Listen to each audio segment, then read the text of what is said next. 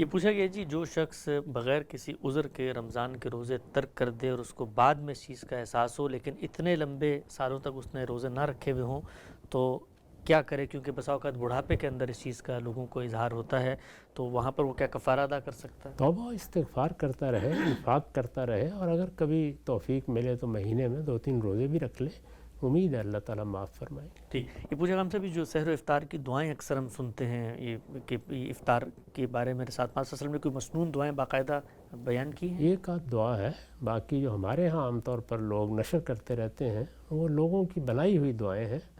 اس طرح کی کوئی دعا جس میں اچھے کلمات ہوں، وہ اگر آپ کرنا چاہیں تو کوئی معنی نہیں ہے۔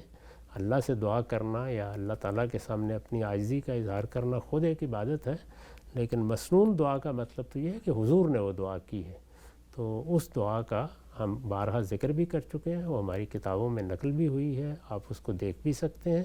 وہ 1-2 دعائیں وہ ہیں جو حضور نے کسی موقع پر کی ہیں، وہ بڑی پاکیزہ دعائیں ہیں، وہ ضرور کرنی چاہیے۔ آخری 2 سوالات ہم صاحب آپ کی خدمت میں رکھتا ہوں۔ یہ پوچھا ہے انہوں نے کہ قرآن مجید میں سحری کے حوالے سے بیان ہوا ہے کہ کھاؤ پیو یہاں تک کہ فجر کی سفید دھاری کالی دھاری سے نمایاں ہو جائے، اس سے کیا مراد ہے؟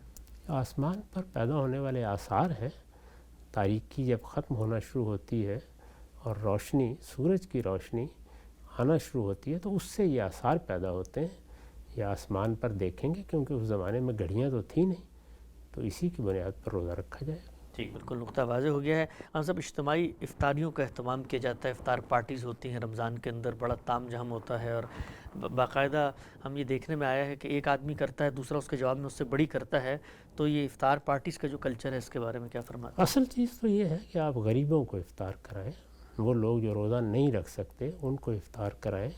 اپنے گرد و پیش میں دیکھیں کون لوگ ہیں جن کے پاس کوئی اچھا کھانے پینے کا بھی نہیں ہے، ان کے لیے کوئی اہتمام کریں۔ یہ سب چیزیں تو کلچرل چیزیں ہیں، یہ تو کہا جا سکتا ہے کہ ناجائز نہیں ہے، لیکن یہ کہ ان کو وہ افطار سمجھنا جو لوگوں کے لیے بہت اجر کا باعث بنے گی، یہ کچھ حدود سے تجاوز ہے۔